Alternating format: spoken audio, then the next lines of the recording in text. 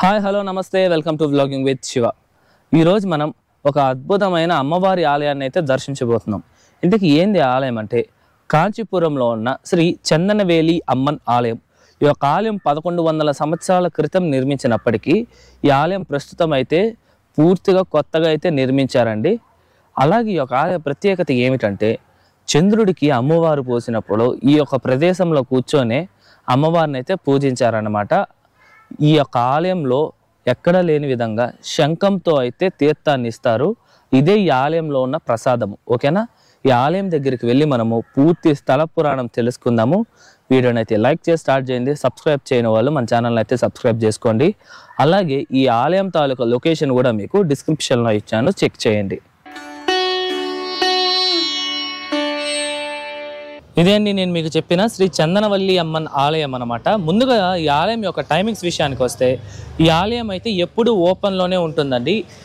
ఎందుకు ఓపెన్లో ఉంటుంది అనేది అయితే మనం లోపలికి పోయి తెలుసుకుందాము.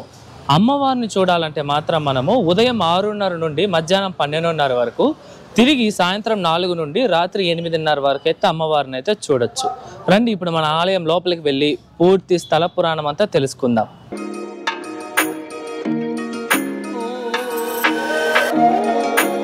మనకి 12:30కి అంతా ఇక్కడ గోపురం తాలూకా ద్వారాన్ని అయితే క్లోజ్ చేస్తారు. మీరు 12:30 పైన వచ్చిన వాళ్ళు ఎలా వెళ్ళాలంటే మనకి ఇటుపక్కే ఒక దారి ఉంది, ఆ దారి గుండా అయితే వెళ్దాం రండి. ఈ యొక్క దారి గుండా మనం లోపలికి వెళ్ళొచ్చు, రండి వెళ్దాం. ఇప్పుడు మనం ఈ ఆలయం తాలూకా పూర్తి స్థల పురాణం అయితే తెలుసుకుందాము. పూర్వం ఒకసారి చంద్రుడికైతే అమ్మోరు వస్తుందన్నమాట.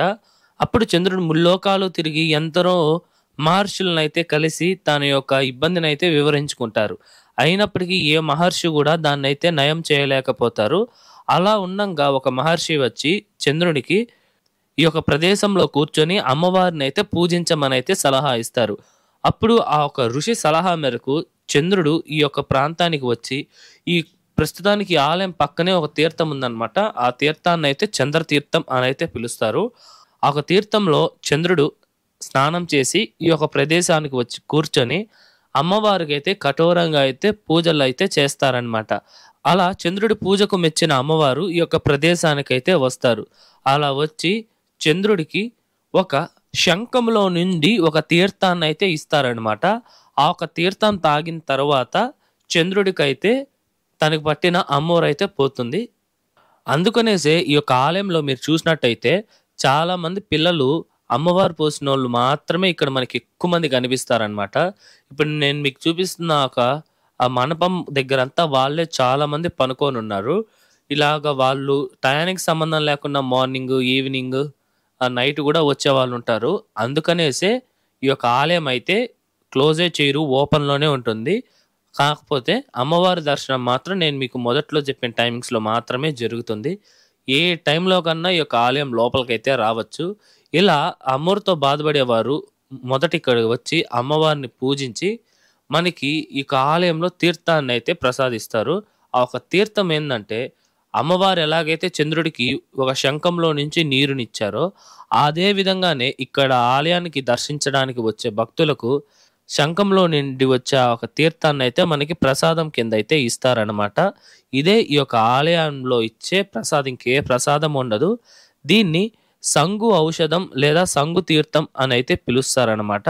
ఇలా అమ్మవారిని దర్శించి తీర్థం తీసుకొని ఇక్కడే బస చేస్తారనమాట. మోస్ట్లీ చాలా మంది ఈ యొక్క ఆలయానికి వచ్చేదే రాత్రి ఇక్కడే అమ్మవారి గుడి ముందర నిద్ర చేయడానికి. చాలా మంది ఉండారండి నిద్ర చేయడానికి అయితే మీరు చూడవచ్చు. అలాగే ఈ యొక్క చేతబడి చేసి ఉంటారు అని చెప్పి బాధపడేవారు ఉంటారు కదా, వాళ్ళు కూడా ఈ యొక్క ఆలయానికి వచ్చి అమ్మవారిని అయితే దర్శిస్తారు.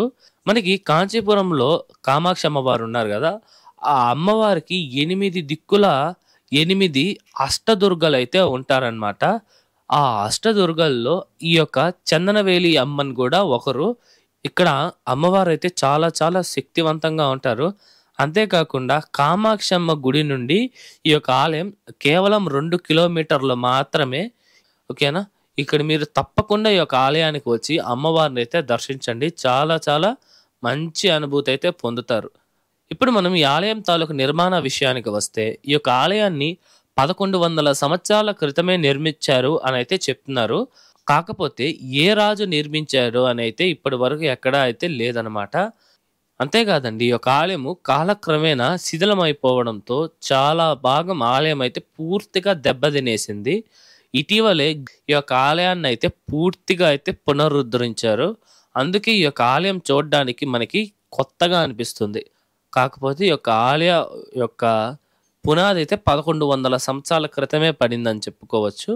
ఈ యొక్క ఆలయానికి ప్రధాన గోపురం అన్నమాట. ఈ యొక్క గోపురం కూడా మీరు చూడొచ్చు 3 అంతస్తులతో చాలా అద్భుతంగా అయితే ఉందన్నమాట. ఈ యొక్క హిస్టరీ ఇవన్నీ మనకి ఎటువంటి గూగుల్‌లోనో లేకపోతే ఎటువంటి వికీపీడియా ఇంకా చెప్పాలంటే ఈ ఆలయం దగ్గర బోర్డు గూడా ఉండదు. నేనెలా చెప్తున్నానంటే ఈ గుళ్ళో మెయిన్ పూజారి వారున్నారు. ఆయననడిగి నేను ప్రతీదీ మీకైతే ఎక్స్‌ప్లెయిన్ చేస్తున్నాననమాట. ఆయన మనకి ఆ గుడి యొక్క హిస్టరీ అంతా తమిళ్‌లో అయితే పంపించారు. నేను తెలుగులో అయితే నేను మీకు ఎక్స్‌ప్లెయిన్ చేస్తున్నా. ఓకే. ఇది ఈ ఆలయం తాలూకా పూర్తి చరిత్ర, స్థల పురాణం. ఐ హోప్ మీకు అర్థమైందనే అనుకుంటున్నా. ఇప్పుడు మీరు చూస్తోందొచ్చేసి పరశురామేశ్వర లింగం. ఈ లింగం ఎక్కడుందంటే ఈ యొక్క ఆలయంలోనే చందనవేలి అమ్మవారికి ఎదురుగానే మనకి ఈ యొక్క లింగం అయితే కనిపిస్తుంది. అలాగే మనకి చందనవేలి అమ్మవారి పక్కనే మనకి ఇంకొక అమ్మవారి యొక్క ఒక చిన్న ఉపాలయం గూడా ఉంది. ఇక్కడ అమ్మవారు గూడా చాలా అద్భుతంగా అయితే మనకు కనిపిస్తున్నారు.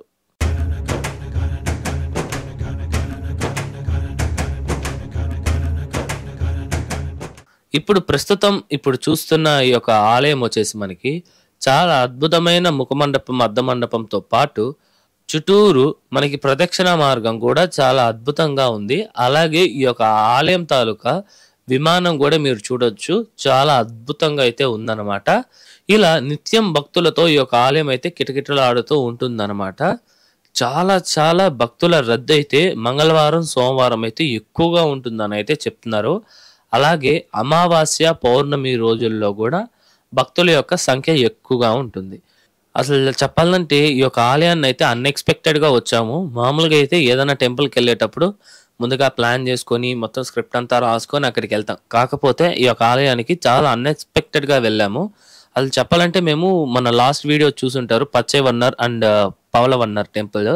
ఆ వీడియో రికార్డింగ్ చేసేకైతే వచ్చాము. అలాగే దానికి ముందు మన షార్ట్ వీడియో మీరు చూసున్నారో లేదో నాకు ఐడియా లేదు. చూడకపోతే చూడండి. ఆ ఒక పవలవన్నర్ ఆలయాన్ని అయితే మనము క్లీన్ చేశాము అని చెప్పాను కదా. ఆ క్లీనింగ్‌లో మనకి కొంతమంది పరిచయం అయ్యారు. వాళ్ళకి కాంటాక్ట్ అయితే వాళ్ళు మేము ఇక్కడ టెంపుల్ క్లీన్ చేస్తున్నాం కొంచెం రావాలంటే రండి అని అయితే చెప్పారు. మనం అదే టైంలో కాంచీపురంలో ఉన్నాం కాబట్టి మేమైతే ఈ యొక్క ఆలయాన్ని అయితే సందర్శించామన్నమాట. దగ్గరలో ఏదో ఒక ఫెస్టివల్ ఉందనేసి ఒక టెంపుల్‌ని అయితే క్లీన్ చేస్తున్నారు. సో మనం కూడా వెళ్ళి ఒక 1 అవర్ అటు ఇటు ఒక 1 అవర్ వర్క్ అయితే చేశాము. దాదాపు లాస్ట్ ఇంకా వర్క్ అయిపోతున్న టైంలో వెళ్ళాం కాబట్టి ఇంకా దాన్ని ఏం రికార్డ్ చేస్తామని అయితే రికార్డ్ చేయలేకపోయాను. జస్ట్ ఒక లాస్ట్ ఒక 1 అవర్ చాలా తక్కువే లేండి వర్క్. ఇప్పుడు మీరు చూస్తున్నారు కదా. అక్కడి నుండి మట్టి తీసుకొని వచ్చి ఇక్కడ రాళ్ళు అవన్నీ ఉంటే వాటినన్నిటిని నీట్‌గా వాటి మీద రాళ్ళను అయితే కప్పేసాము. అంతే జస్ట్ ఒక చిన్న పనే. అది చేసేసాము. వీళ్ళు ఎప్పుడు గాని మనము వీళ్ళతో వర్క్ చేస్తే మనకు పెట్టే ఒకే ఒక రూల్ ఏందిరా అంటే మనం ఖచ్చితంగా తినేసి అయితే వెళ్ళాలంటారు. లాస్ట్ టైం పవలవన్నర్ కూడా అలాగే చేశారు. ఇప్పుడు మీరు చూస్తున్నారు కదా. ఇక్కడ ఇప్పుడు మీరు కూర్చొన్న వాళ్ళందరూ అయితే వర్క్ చేశారు అన్నమాట. వీళ్ళు తమిళ్‌లో ఉడియార్ అని అయితే అంటారు. అంటే వీళ్ళ వర్కే టెంపుల్స్‌ని క్లీన్ చేయడం అన్నమాట. వీళ్ళతో పాటు వర్క్ చేయడం అలాగే వీళ్ళతో పాటు తినడం చాలా అద్భుతంగా అనిపించిందండి. ఈ యొక్క టెంపుల్స్ గురించి మాట్లాడుకుంటా కాన్వర్సేషన్ చాలా చాలా బాగుంది. వీళ్ళ సపోర్ట్‌తో మనం చాలా ఆలయాలను అయితే సందర్శించి ఆ ఒక ఆలయాల్ని కూడా క్లీన్ చేయబోతాం.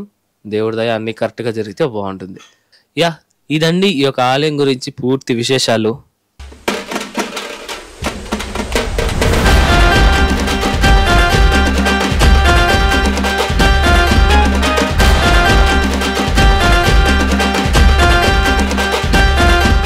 ఇదండి ఇవాల్టి వీడియో ఎలా ఉంది, నచ్చిందా? ఐ హోప్ ఈ అమ్మవారి ఆలయం తాలూకా స్థల పురాణం మీకు అర్థమైందని అనుకుంటున్నాను. మీకు ఎటువంటి డౌట్స్ ఉన్నాయితే కమెంట్ చేయండి. ఇది నాకు చాలా మంచి ఎక్స్పీరియన్స్ ఈ యొక్క ఆలయంలో అమ్మవారిని అయితే దర్శించడము. నేను కూడా ఫస్ట్ టైం ఈ యొక్క ఆలయాన్ని అయితే దర్శించాను. ఈ యొక్క ఆలయంలో అమ్మవారు పోసిన వాళ్ళు ఎవరన్నా వచ్చి అయితే రాత్రి ఇక్కడే పనుకోవచ్చు. ఎటువంటి ఇబ్బంది అయితే ఉండదు. ఓకేనా? ఈ ఆలయం ముందు మన ఛానల్లో అయితే పవలవన్నర్ ఆలయం ఇది ఆల్మోస్ట్ శిథిలావస్థకు వచ్చిన ఆలయం. అలాగే పచ్చై వన్నర్ ఆలయం. ఈ 2 వీడియోస్ మన ఛానల్లో ఉన్నాయి. ఆ 2 వీడియోస్ తాలూకు లింక్స్ మీకు డిస్క్రిప్షన్లో ఇచ్చాను, చెక్ చేయండి. ఓకేనా? ఈ వీడియోలో ఏ డౌట్స్ ఉన్నా కమెంట్ చేయండి, మీ ఫ్రెండ్స్ అండ్ ఫ్యామిలీస్కి అయితే షేర్ చేయండి. ఇంకో ముఖ్యమైన విషయం ఏంటంటే మన నెక్స్ట్ వీడియోస్ నుంచి ఒక కొత్త సిరీస్ అయితే స్టార్ట్ చేయబోతున్నాం. ఈ ఒక సిరీస్ అయితే నాకు తెలిసి ఇప్పటివరకు మన ఛానల్లో ఉన్న పెద్ద సిరీస్ అనమాట. చాలా పెద్దగా ప్లాన్ చేశాను. అదే మదురై సిరీస్. ఈ యొక్క మదురై సిరీస్లో మనం 12 వీడియోలు అయితే చూడబోతున్నాం. అందులో దాదాపు 10 అతి పురాతనమైన ఆలయాలు అయితే మనకి ఈ వీడియోలో ఉంటాయి. సో సబ్స్క్రైబ్ చేసి పెట్టుకోండి. మరొక మంచి వీడియోతో మీ ముందరకు వస్తా.